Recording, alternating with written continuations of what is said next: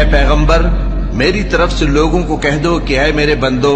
جنہوں نے اپنی جانوں پر زیادتی کی ہے اللہ کی رحمت سے نا امید نہ ہونا، اللہ تو سب گناہوں کو بخش دیتا ہے،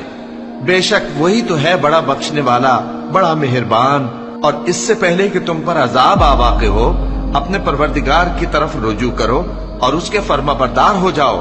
ورنہ بعد میں تم کو مدد نہیں ملے گی۔ اور اس سے پہلے کہ تم پر ناگہاں عذاب آ جائے اور تم کو خبر بھی نہ ہو اس نہایت اچھی کتاب کی جو تمہارے پروردگار کی طرف سے تمہاری جانب نازل ہوئی ہے پیروی کرو۔ ایسا نہ ہو کہ اس وقت کوئی شخص کہنے لگے کہ ہائے اس کوتاہی پر افسوس ہے جو میں نے اللہ کا حق ماننے میں کی اور میں تو ہنسی ہی کرتا رہا، یا یہ کہنے لگے کہ اگر اللہ مجھ کو ہدایت دیتا تو میں بھی پرہیزگاروں میں ہوتا، یا جب عذاب دیکھ لے تو کہنے لگے کہ اگر مجھے پھر ایک دفعہ دنیا میں جانا ہو تو میں نیکوکاروں میں ہو جاؤں۔